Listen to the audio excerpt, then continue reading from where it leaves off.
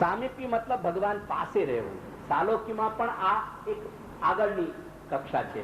સાલોક્ય એટલે એક જ ઠેકાણે રહેવું અને પાસ રહેવું, એમાં ભેદ છે. એક ઠેકાણે રહેવું અને પાસે રહેવું, ગોકુલમાં જ રહેવું અને છતાંય પાસે જ રહેવું, એમાં ભેદ આવ્યો ને.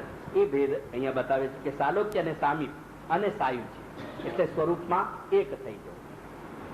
હવે આ ચારમાં પણ જે ઉત્તમ કોટીની જે સ્વરૂપમાં આ ચારે પ્રકારનો મોક્ષ મળે છે એ કેવો હોય છે એ પણ સમજી લો. સારૂપ્ય એટલે શ્રી પ્રભુના સ્વરૂપમાં અંગરૂપ બનીને અને ત્યાં સ્થિત થવું, એને સારૂપ્ય કહેવાય.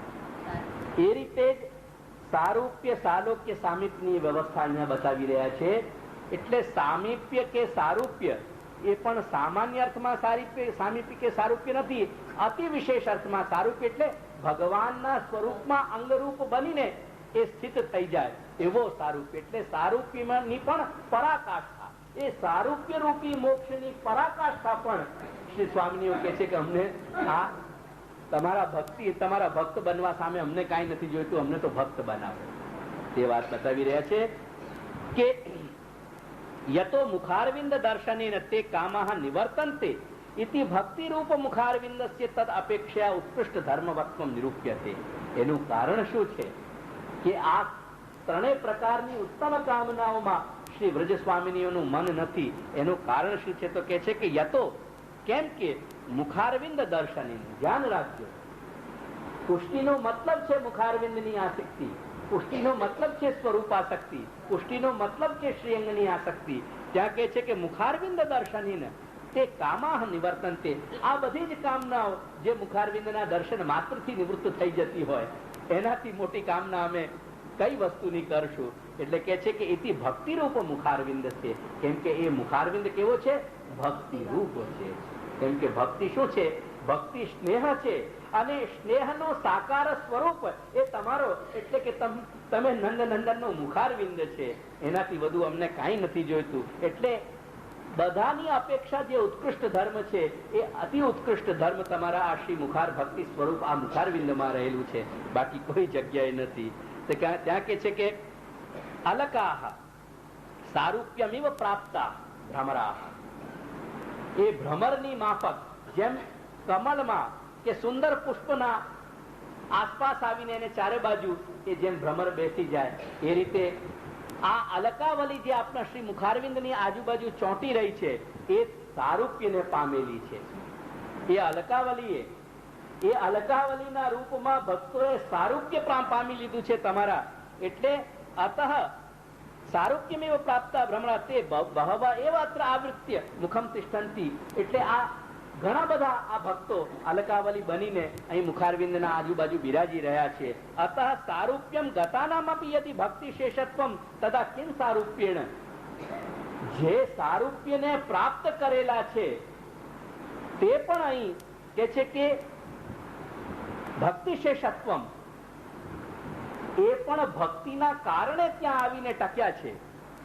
જે ભક્તિના કારણે એમને આ સારૂપ્ય રૂપી મોક્ષ મળ્યો છે, એ જયારે ભક્તિ તદા કેમ સારૂપ્ય, તો અમને ભક્તિ શા માટે ન જોઈએ ને સારૂપ્ય શા માટે? જે ભક્તિએ આવો સારૂપ્ય અપાવી દીધો, એટલે જે વસ્તુથી જે વસ્તુ મળે એમાં જે વસ્તુના કારણે જે વસ્તુ મળી છે એ કારણરૂપી જે વસ્તુ છે એ પ્રધાન હોય.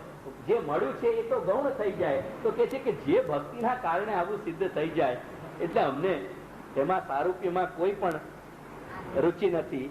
કિંચ મુખમ કુંડલશ્રી, જે મુખારવિંદ કુંડલના કારણે શોભાયમાન છે, અથવા તો કુંડલો જે મુખારવિંદ માં આવી અને અતિ શોભિત થઈ ગયા છે, ત્યાં કે છે કે કુંડલયોહો વા શ્રી યસ્માત સામીપ્ય હિ નૈકટ્યમ ભવતી. હવે જો બીજું બતાવે છે, સારૂપ્ય એ અલકોનું રૂપ બતાવ્યું, હવે સામીપ્ય બતાવે છે કે સામીપ્ય એ કુંડલ જે છે એ ભગવાનના સમીપ આવી ગયા. કેમ કે અત્યંત મુખારવિંદ ઉપર બિરાજી રહ્યા છે કર્ણમાં, એટલે કાનમાં બિરાજતા જે કુંડલ છે એને સામીપ્ય બતાવે છે. અને સામીપ્ય બતાવીને કહી રહ્યા છે ત્યાં કે સામીપ્ય હિ નૈકટ્યમ ભવતી, સામીપ્યમાં શું થાય કે નિકટતા થઈ જાય. અત્યંત સામીપ્યમ જાયમાનમ અપી કુંડલાત અપી અધિકમ ન ભવિષ્યતિ. હવે કુંડલથી વધુ સમીપ કોણ થાય? કોઈ થાય ખરું? કુંડલને મુખારવિંદની સૌથી અધિક સમીપતા કોને છે? વધુમાં વધુ સમીપતા કુંડલને છે. એ કુંડલને કે છે તે ચેત સાંખ્ય યોગ રૂપે ભગવત પ્રમાણાવલંબિની ભગવદ અધીન ગતિમતી પુનઃ ભગવાન મુખ નિરીક્ષકે તદા કિમ સામીપ્યેન. અને એ કુંડળ, ભગવાનના કુંડળ જે છે બંને, એ સાંખ્ય અને યોગ રૂપ માનવામાં આવ્યા છે. શા માટે સાંખ્ય અને યોગ રૂપ માનવામાં આવે છે? કેમ કે શ્રી ભાગવત અને ગીતા એ ઉભય ભગવત શાસ્ત્ર જે છે એ ભગવત શાસ્ત્ર ભગવાનના કર્ણ રૂપ છે. કેમ કે શબ્દ જે છે એ કર્ણ છે ને, શબ્દનો સંબંધ કર્ણથી છે. કાનથી જ શબ્દ સંભળાય ને, એટલે શબ્દનો જે સંબંધ એ કાનથી છે, કર્ણથી છે. અને કાન સાથે સંબંધ હોવાના કારણે જે શાસ્ત્રોમાં પણ ચરમ શાસ્ત્ર છે, શાસ્ત્રમાં બે કોટી બતાવવામાં આવી છે. 4 શાસ્ત્રો અને 4 શાસ્ત્રોની 2 કોટી.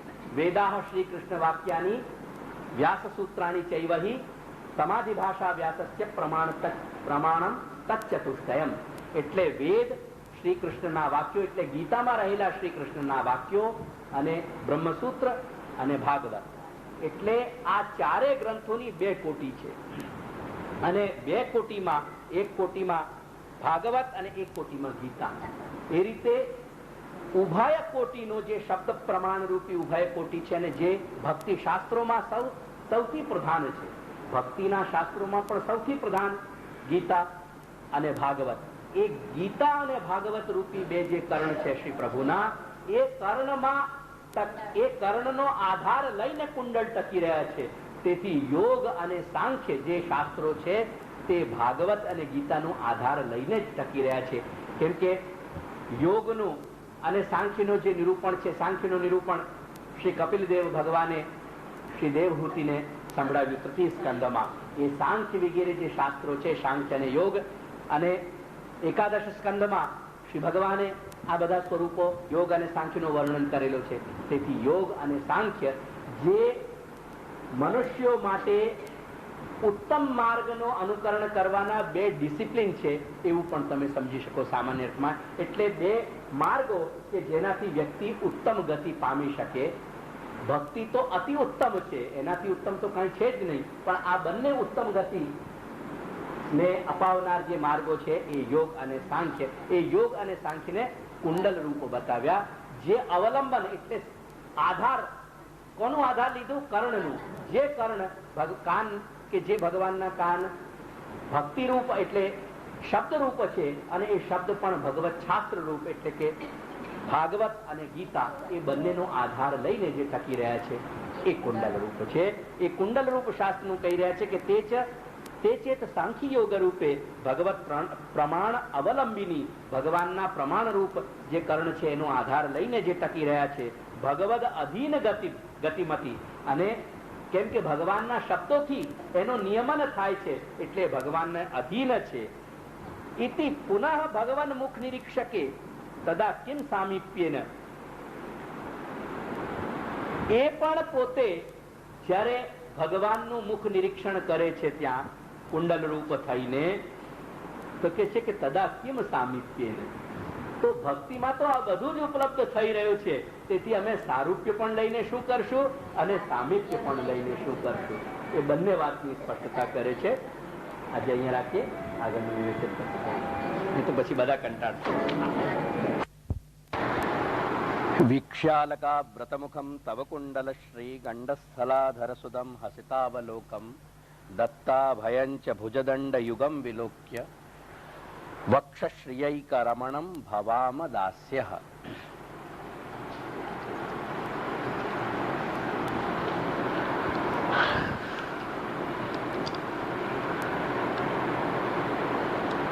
શ્રી પ્રભુના સ્વરૂપ સિવાય કાંઈ પણ બીજી વસ્તુની આકાંક્ષા ન રાખવી અને ભગવત સ્વરૂપના પ્રાપ્તિની આકાંક્ષા રાખવી, એ પુષ્ટિમાર્ગનું લક્ષણ આપણે જોયું. એટલે પુષ્ટિનું લક્ષણ કે જે કાર્ય વિશેષ પુષ્ટિથી થાય છે. તેમાં વર્ણશ્રુતિનો પ્રાયશઃ આપણે વિચાર કરી લીધો. તસ્યેષ આત્મા વિવૃણતે તનુમ સ્વામ.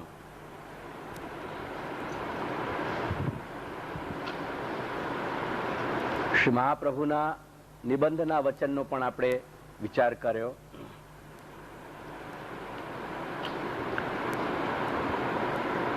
બ્રહ્મવાદની દૃષ્ટિથી વસ્તુ માત્રની ભગવદ રૂપતા હોવાના કારણે એવો કોઈ કારણ નથી કે ભગવત સ્વરૂપમાં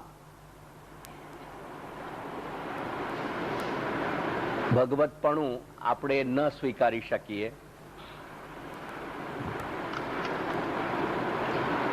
બીજી દ્રષ્ટિ શ્રી મહાપ્રભુએ આપણને બતાવી કે અસલમાં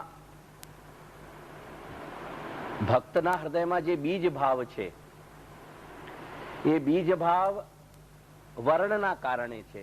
જે વર્ણ કર્યો ભગવાને, જે પસંદગી કરી જીવની, અને એ વર્ણને જ બીજા શબ્દોમાં આપણે એવું કહીએ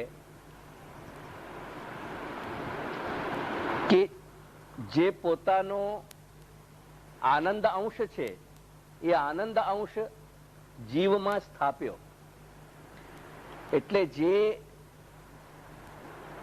આનંદૈક સ્વરૂપ પરમાત્મા શ્રી કૃષ્ણે પોતાનો આનંદ તત્વ જીવમાં સ્થાપ્યો, એ સ્થાપવાનું જે કાર્ય છે તે કાર્ય કૃપા છે.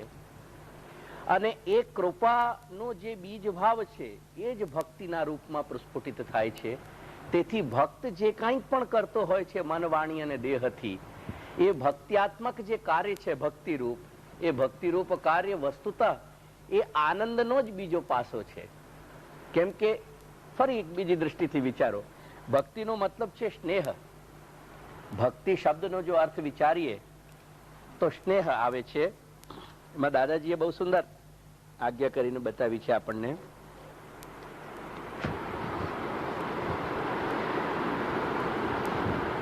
મહાત્મ જ્ઞાન પૂર્વસ્સુ સુદૃઢ સર્વતો અધિક સ્નેહો ભક્તિ રીતિ પ્રોક્ત સ્તયા મુક્તિર ન ચ અન્યથા ઇતિ નારદ પંચરાત્ર કથનાત.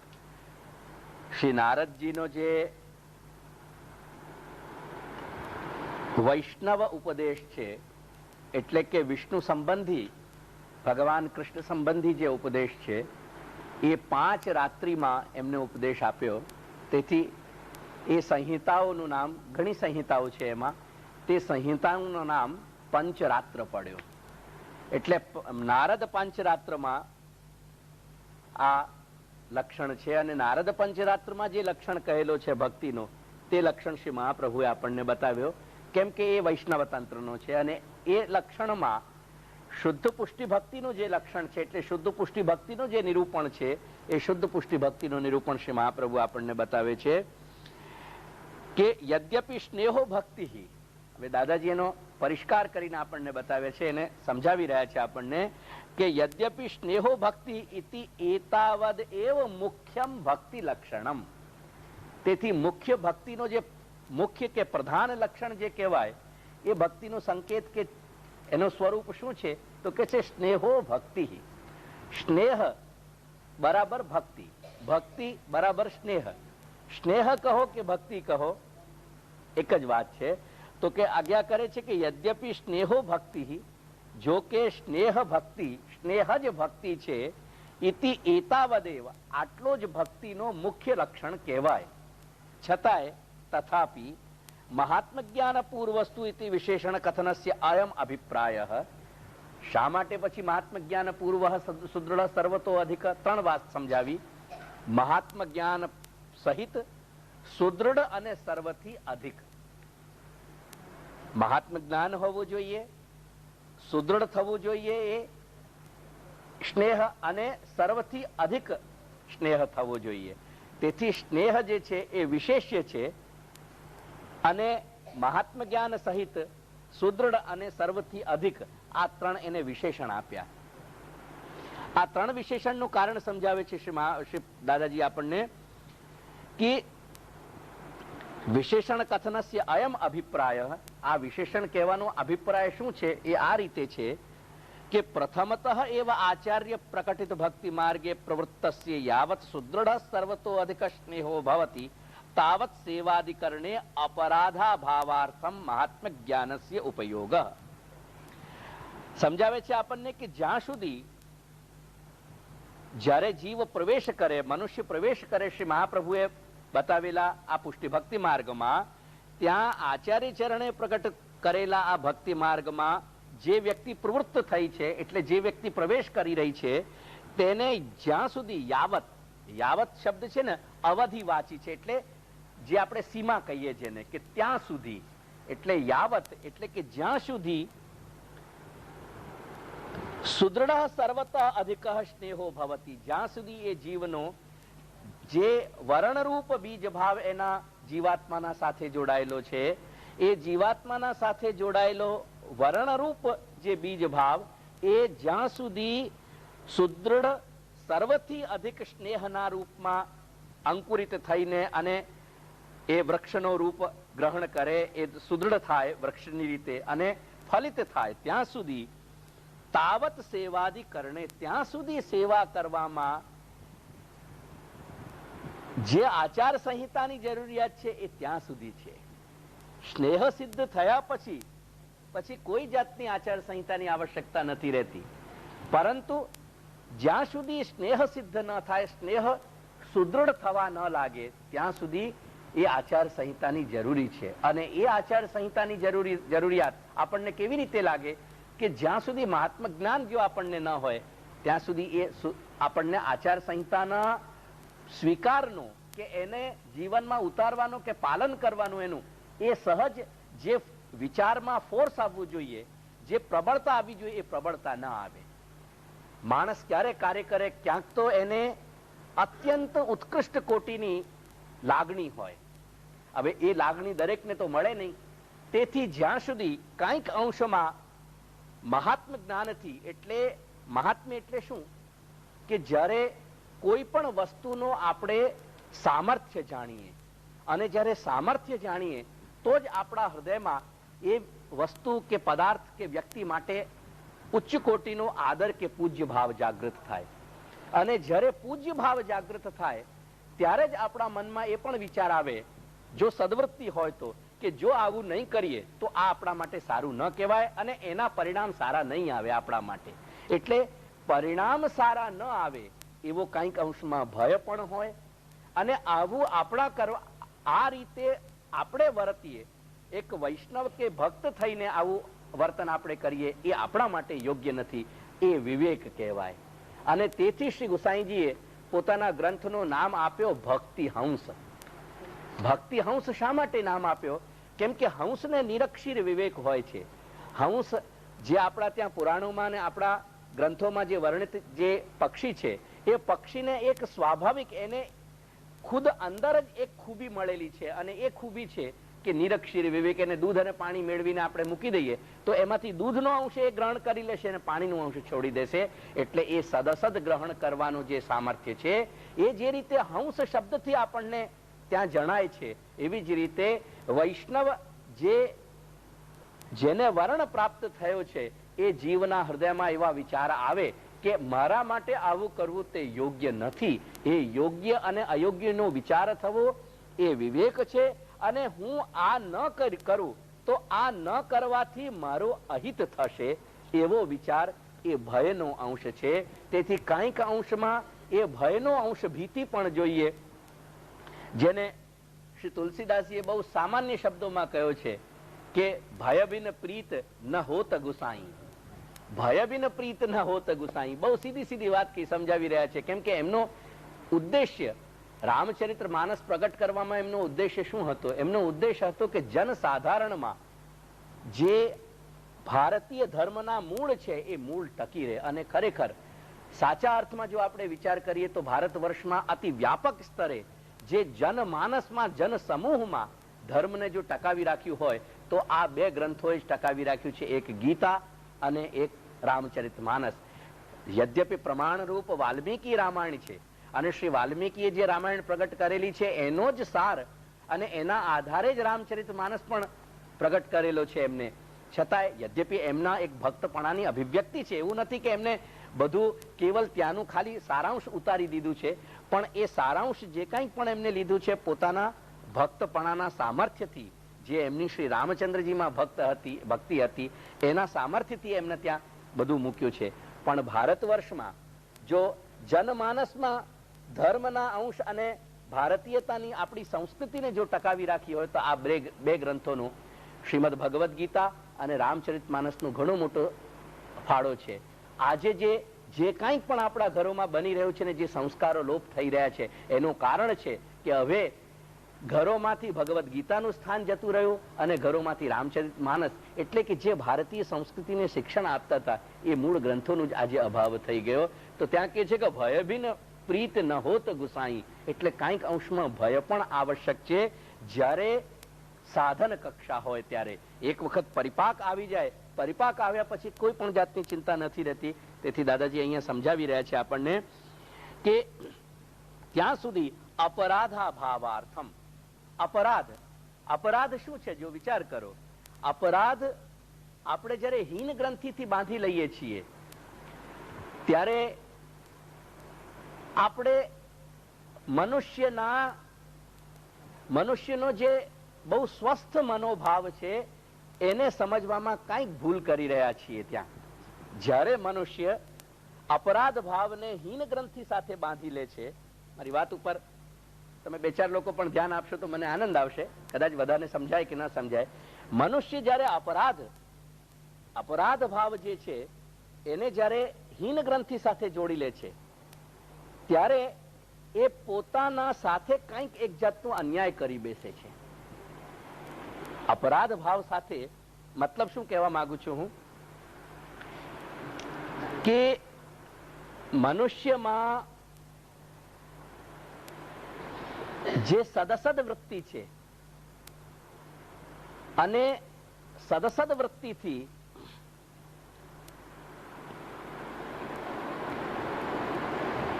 એને બીજા શબ્દોમાં એક બીજા એંગલથી સમજાવું. જવાહરલાલ નહેરુની એક બહુ પ્રસિદ્ધ પુસ્તક હતી, કદાચ આપે નામ સાંભળ્યું હશે, ગ્લિમ્પ્સીસ ઓફ વર્લ્ડ હિસ્ટ્રી. તો ઇતિહાસની શરૂઆત મેં મારી વાંચવાની ત્યાંથી કરેલી.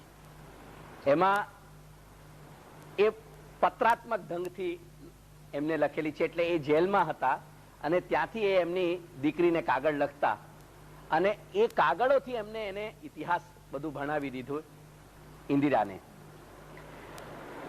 ત્યારે એક પત્રમાં એ લખે છે અને એમાં એક પિતાનો વાત્સલ્ય એ પત્રોમાં ડગલે ને પગલે એમ આપણને દેખાય છે, બિલકુલ એમ પ્રસ્ફુટિત થાય છે કે અહીં આ પિતાનો સ્નેહ વાત્સલ્ય આ દીકરી ઉપર કેવો અદ્ભુત હતો. ત્યાં એક વસ્તુ એક પત્રના અંતમાં એ લખે છે કે દીકરી, એક વસ્તુ હું તને કહેવા માંગુ છું કે તું જે ખાનદાનમાં જન્મી છે તે ખાનદાનમાં જન્મ લેવાના કારણે તું એક વસ્તુનું ધ્યાન રાખજે. અને ત્યાં કહે છે કે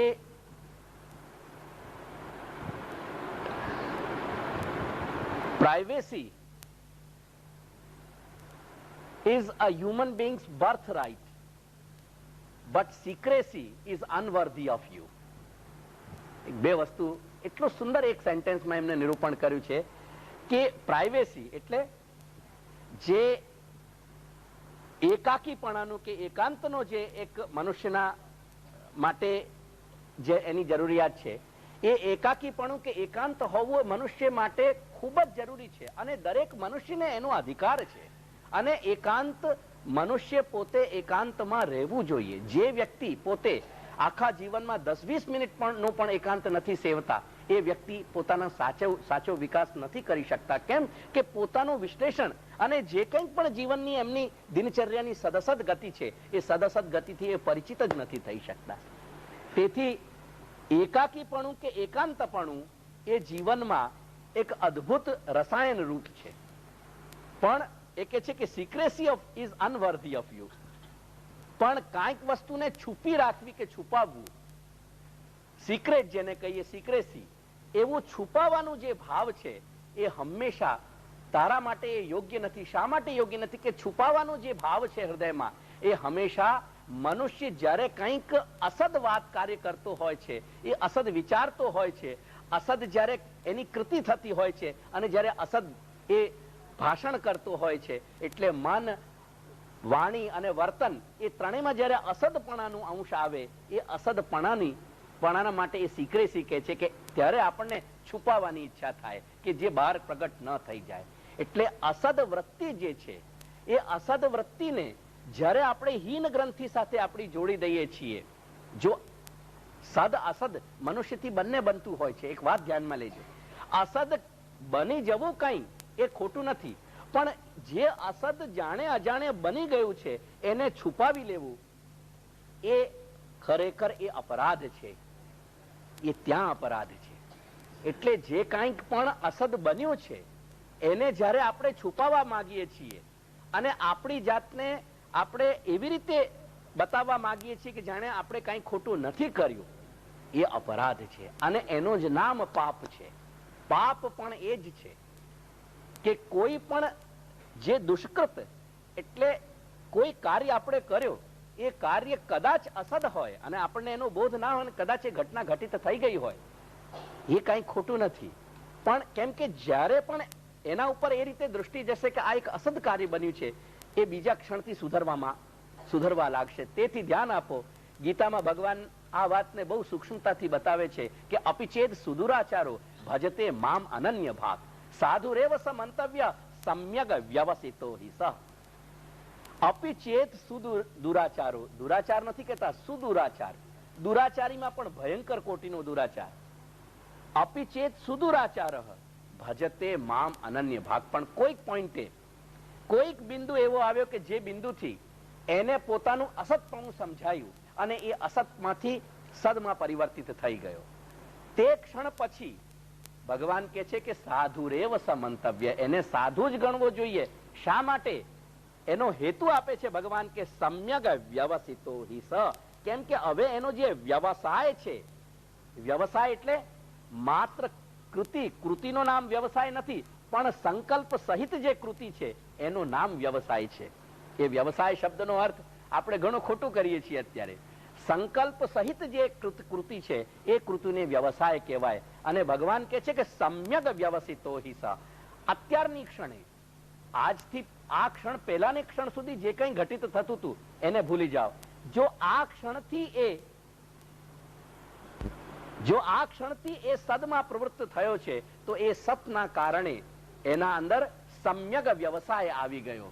અને સમ્યક વ્યવસાય આવવાના કારણે એ સાધુરેવ સમંતવ્ય, એ સાધુ જ ગણવું જોઈએ. તો જો કેટલી સ્પષ્ટતાથી ભગવાન અહીંયા આપણને બતાવી રહ્યા છે અપરાધનો એક રૂપ, કે અપરાધ કોને કહેવાય? અપરાધ એને કહેવાય કે જે આપણાથી જાણ્યા અજાણ્યા કંઈક અસત ઘટિત થઈ ગયું, અસત બની ગયું, એ અસતને જ્યારે છુપાવવાની વૃત્તિ આવે, જ્યારે એને સુધારવાની વૃત્તિ ના આવે, એનામાં ગ્લાનિ ના આવે, અસલમાં મનમાં ગ્લાનિ આવવી, એનો જ નામ છે પ્રાયશ્ચિત્ત. જે પ્રાયશ્ચિત્તમાં કેવલ સંકલ્પ કરીને દાન કરી દઈએ કે કંઈક ઉપવાસ કરી દઈએ કે બીજું કરી દઈએ, એવા ઉપવાસથી કે એવા દાનથી કે એવા સત્કાર્યથી કાંઈ ફેર નથી પડતું. પ્રાયશ્ચિત્ત ત્યારે જ બને છે કે જ્યારે મનમાં ગ્લાનિનો ભાવ ઉદિત થાય છે. અને એ ગ્લાનિ પણ પછી પોઝિટિવ હોવી જોઈએ, એ ગ્લાનિ પણ પછી સકારાત્મક હોવી જોઈએ, નિષેધાત્મક ના હોવી જોઈએ. એ ગ્લાનિથી બીજા ક્ષણે કાર્ય સુધરવું જોઈએ, આપણું વર્તન, કૃતિ સુધરવી જોઈએ, વાણી સુધરવી જોઈએ, મન સુધરવું જોઈએ, અંતઃકરણ. એટલે અપરાધા ભાવાર્થમ, એ અપરાધનો ભાવ પ્રભુ પ્રત્યે કોઈ આપણી અસત ચેષ્ટા ન થઈ જાય. એ અસત ચેષ્ટા ક્યારે? અને એ અસત ચેષ્ટા ત્રણેય સ્તરે છે, મનથી, વાણીથી અને વર્તનથી.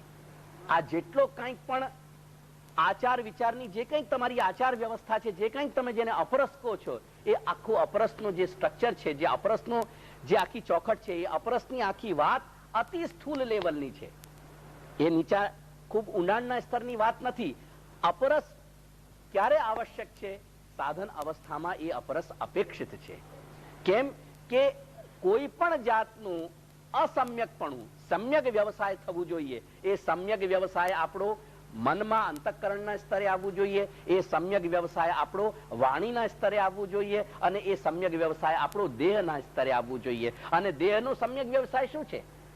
વાણીથી તો ભગવાન નામ કે જે સદવસ્તુ છે એનો ઉચ્ચારણ એ સમ્યક વ્યવસાય કહેવાય.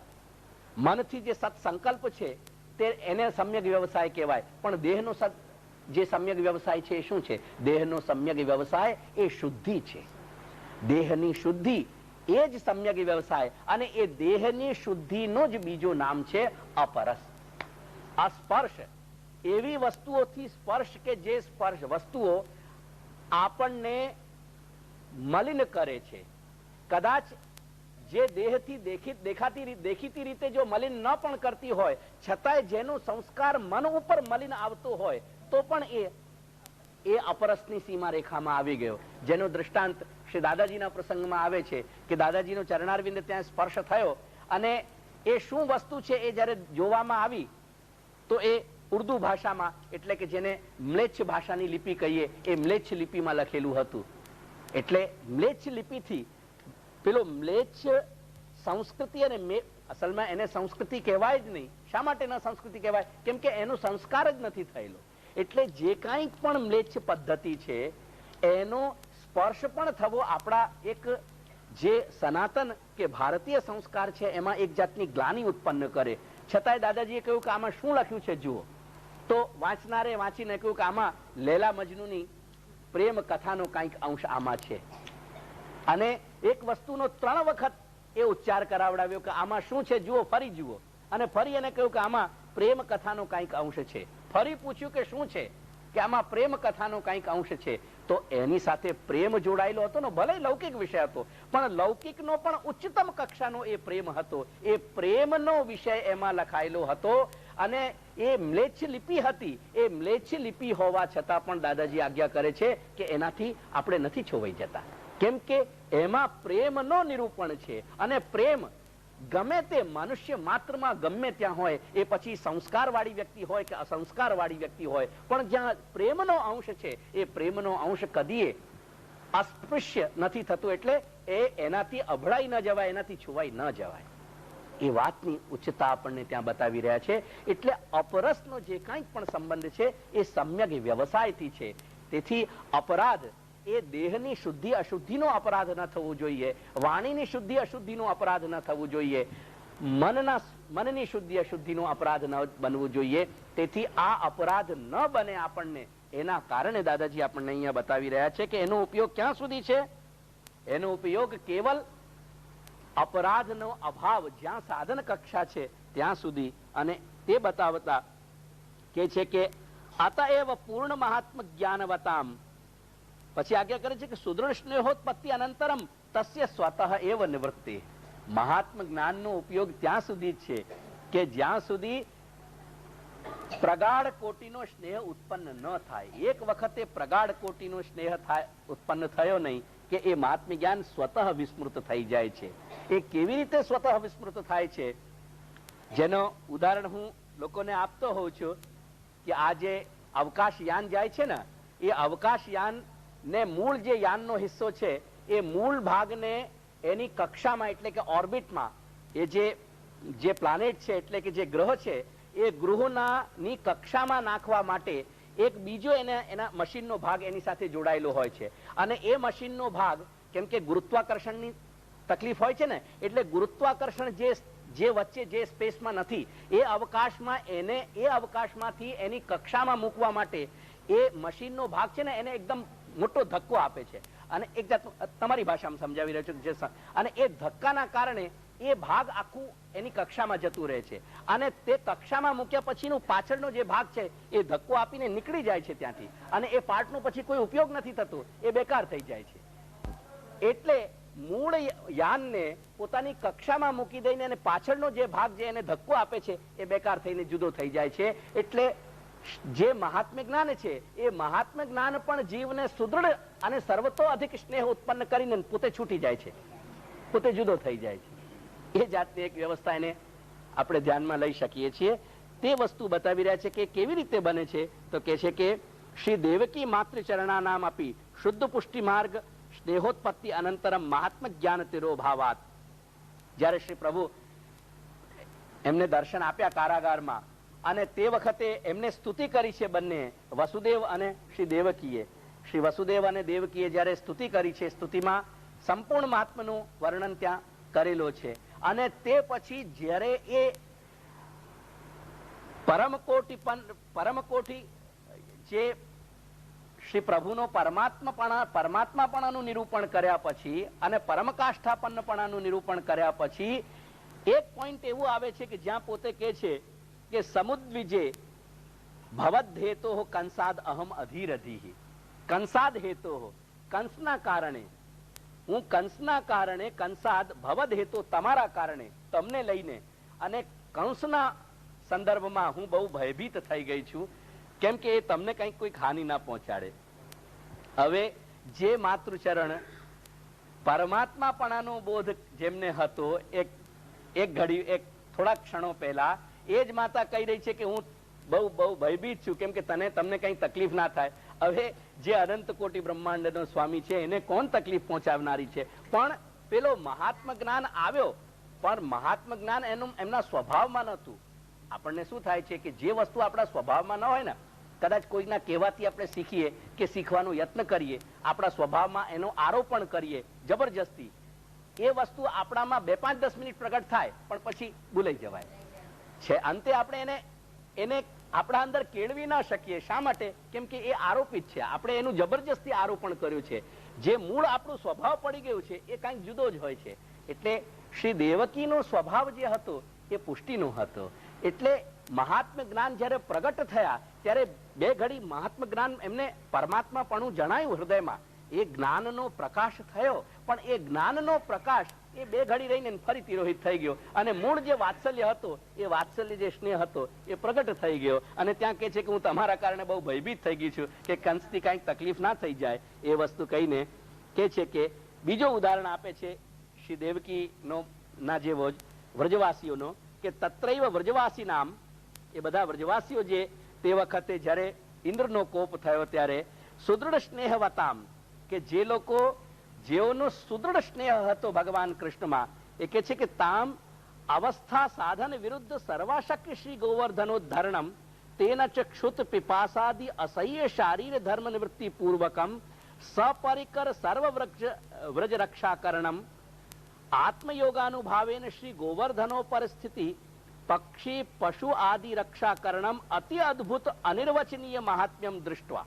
એ વ્રજવાસીઓએ તે ઘડી ગોવર્ધન લીલાના પ્રસંગમાં અતિ અદ્ભુત અને અનિર્વચનીય જે મહાત્મ્યનું, જે વસ્તુનું નિર્વચન એટલે જેને બતાવી ના શકાય, એટલે કે એનું વર્ણન ના કરી શકાય કે ભાઈ આ કારણે આવું આ રીતે બની ગયું અને એ બનવાના પાછળ આ વસ્તુ હતી.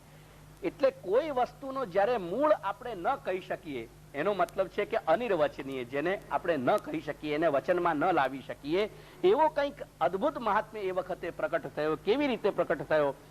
કે જે અશક્ય, અને એ પણ એક બાળકના રૂપમાં, એક બાળ અવસ્થામાં જે અશક્ય હતું એવો શ્રી ગોવર્ધન આખા પર્વતને શ્રી ભગવાને ઉચકી લીધો.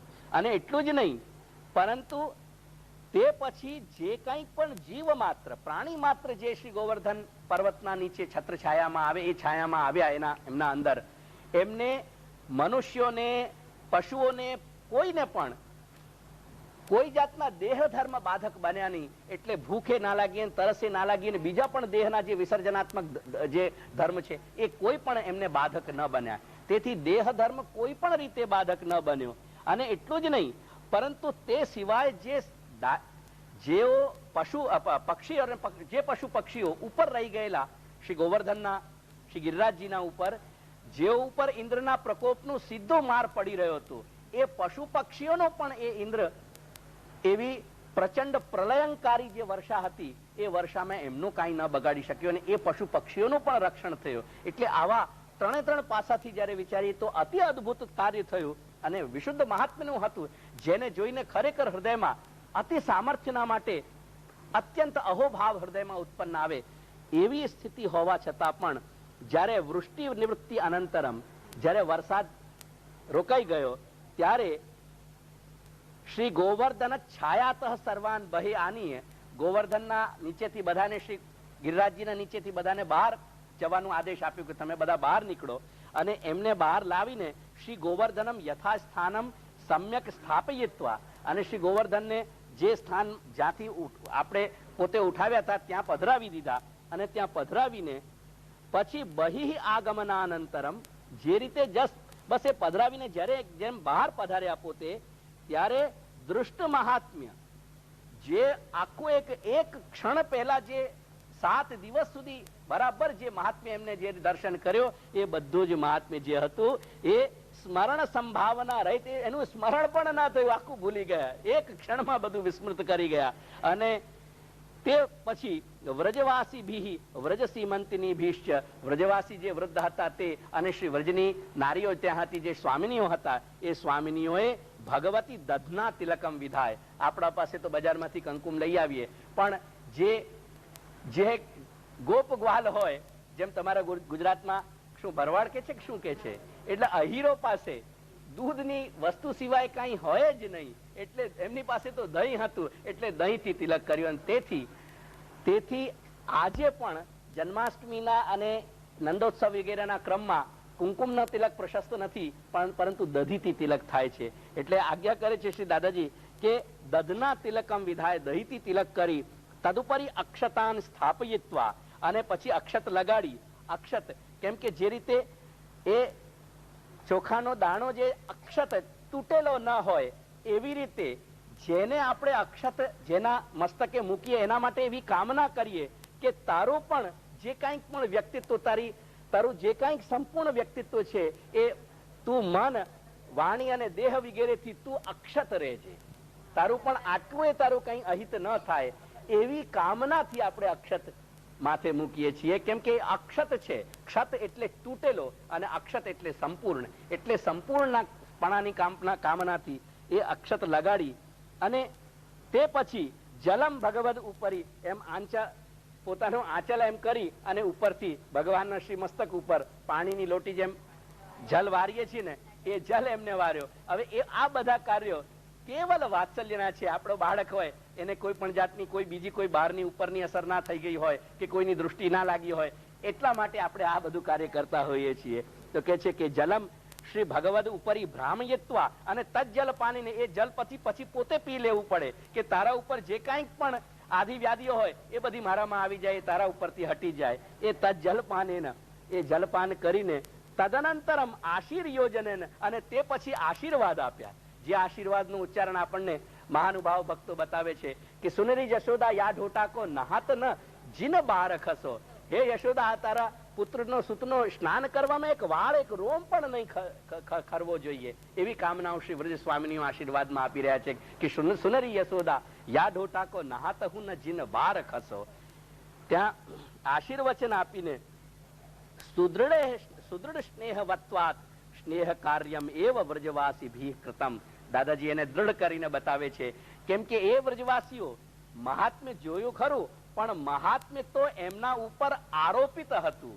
જાણે કંઈક કોઈ જે જબરજસ્તી કંઈક બતાવી દીધું હોય ને, એવું કંઈક જબરજસ્તી કંઈક એમના ઉપર 2, 4, 10, 20 ક્ષણ માટે આવ્યું, અને જ્યારે એ મહાત્મ્યનો અવસર પૂરો થઈ ગયો, સમાપ્ત થયો, એટલે એ મહાત્મ્ય વિસ્મૃત થઈ ગયા. કેમ કે તેઓનો સ્વભાવ તો હતો જ કેવલ સ્નેહનો.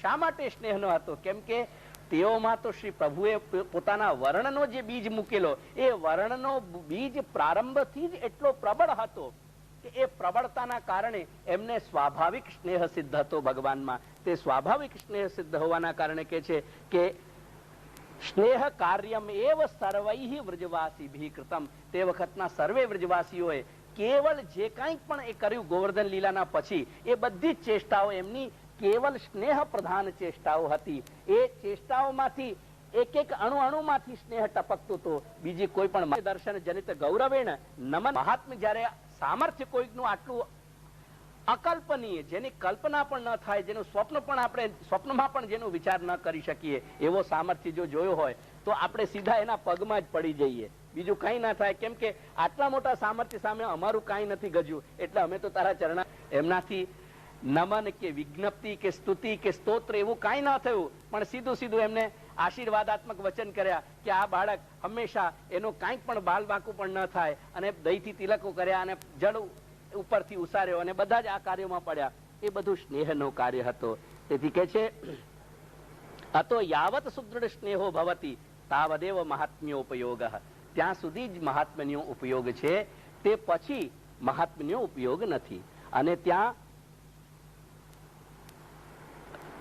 પછીથી છેલ્લે એને ફરીથી આપણને સમજાવી રહ્યા છે દાદાજી કે તસ્માત મહાત્મ્ય જ્ઞાન આદિ ઉપાધિ રહિત. જે સ્નેહમાં મહાત્મ્ય વગેરે કોઈ પણ વસ્તુનો સંબંધ જે જગ્યાએ નથી, સાક્ષાત ધર્મી સ્વરૂપ પર્યવસાયી. બીજી વસ્તુ ફરી એને એક જ વસ્તુને સ્પષ્ટ કરીને ખોલીને આપણને સ્ટેપ બાય સ્ટેપ બતાવી રહ્યા છે, એક એક પગલું આગળ લઈને. એટલે જે સ્નેહ મહાત્મ્ય વગેરેની ઉપાધિથી રહિત હોવું જોઈએ. એટલે એવો સ્નેહ કેવો હોય કે સાક્ષાત ધર્મી સ્વરૂપ પર્યવસાયી. હું એક જ વસ્તુ તમને સમજાવવા માંગુ છું આ છેલ્લા 4-5 દિવસથી કે તસ્ય એષ આત્મા વિવૃણતે તનુમ સ્વામ. પોતાનો શ્રીઅંગ તમને સોંપી દે છે ભક્તને. એ વાતને કહે છે કે સાક્ષાત ધર્મી સ્વરૂપ પર્યવસાયી. જે પોતે ધર્મી છે, જેના અંદર આ બધા સામર્થ્યો રહેલા છે, એના સામર્થ્યોથી પણ મતલબ નથી ભક્તોને. ભક્તોને તો એ ધર્મીથી મતલબ